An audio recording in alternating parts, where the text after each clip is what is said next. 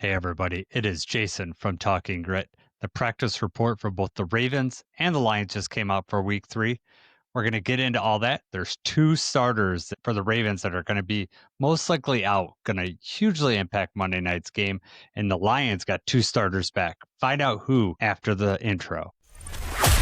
Welcome to Talking Grit. The practice report just came out. Let's get into it. I'm going to show it on the screen here for you so we can all just follow along. First, we're going to start with the Ravens. Um, Marlon Humphrey had a groin injury. He's full practice last 2 days. Looks like he's going to be a go. John Jacobs had limited practice yesterday, Friday, full practice. Isaiah Likely, limited practice both days. So he's kind of iffy. We'll see. Maybe tomorrow we'll find out more. But the big name is Nnamdi Madubuike. Did not practice Thursday or Friday with a neck injury. That would be huge for the Lions if he is not clogging the middle. That would be gigantic, especially with our young guards uh, in the middle. That would be a huge help. The fullback for the Ravens, Patrick Ricard, is out, and another big loss for their defense is Kyle Van Noy. Yes, the former Lion.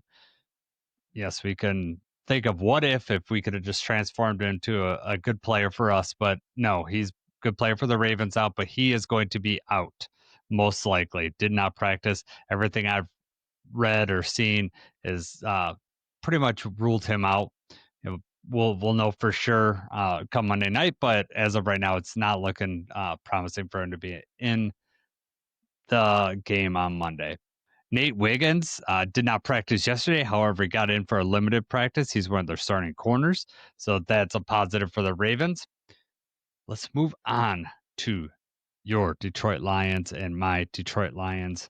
We'll look right here. We're going to start out with a name that everyone's kind of familiar with, seeing on the injury report. Marcus Davenport did not practice yesterday, did not practice today.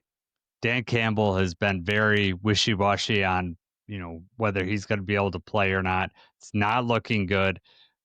Jeremy Reisman, beat writer, noticed that he was in a sling in the locker room today. It's not looking promising for him to be out. Hopefully, it's not for the season. We don't really know. Maybe when they do some roster movements, that'll probably be on Sunday. Usually, it's the day before the game because it's a Monday night game this week. So we might see it on Sunday. See if they move him to IR.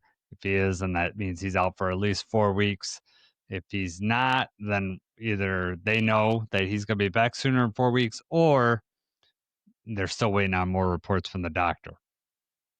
However, the good news is Jack Campbell, who did not practice yesterday with an ankle injury, was a limited practice.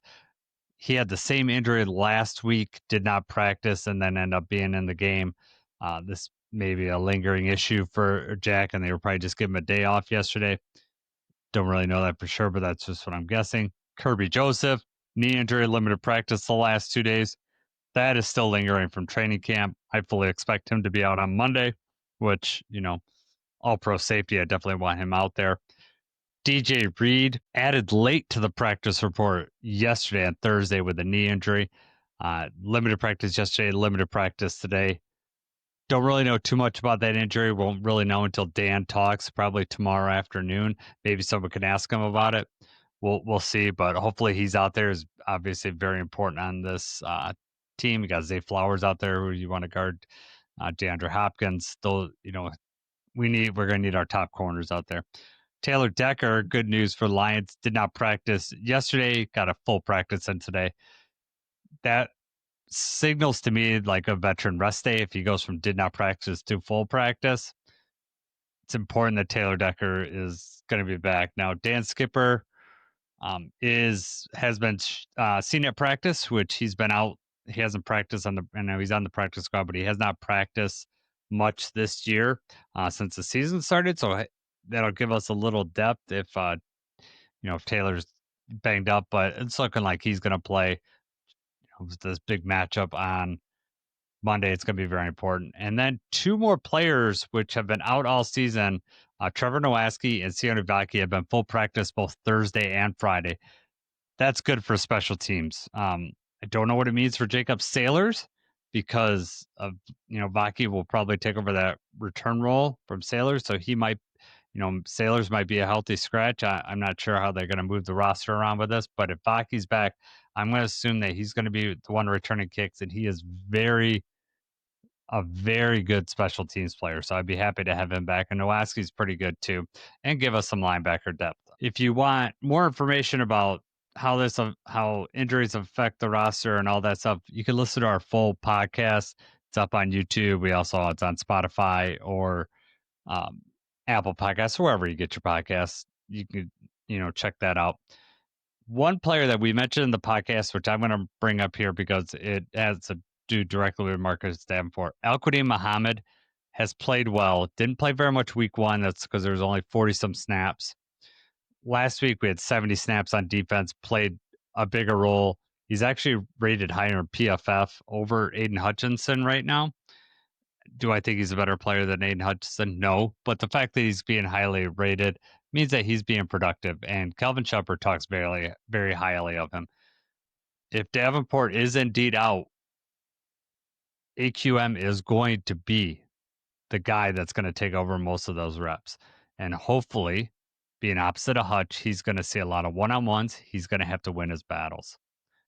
We'll see how that goes, but he's going to be given a huge opportunity, and I'm hoping he takes advantage of it because I like him as a player, like him as a person. He hustles. Yeah, you saw it in the preseason. Guy didn't even know he's going to make the team coming in, just hustling down. And I remember one particular play in the preseason where he hustled down and broke up a screenplay, like 20 yards down the field, came all the way from the other side of the line of scrimmage. That's going to get you noticed by the coaches. I noticed it. Anybody who's watching tape notices it. I'm excited for his opportunity. So hopefully that comes to fruition. I'm excited for this game on Monday. If you want more about the game, more keys to victory, great guarantees, our grit picks, listen to the podcast. Uh, and we had Joey Peterson from the Ravens rundown on there. A lot of good information. I'd recommend you do that. If you On Tuesday night, we're going to be doing the live breakdown. So if you like and subscribe, hit that notification. You're going to get a notice when we go live. We also do a film review right after that live. So if you want to join us and watch some film with us, we'd love to have you on. I'm Jason from Talking Grit. Appreciate you guys listening and have a good day.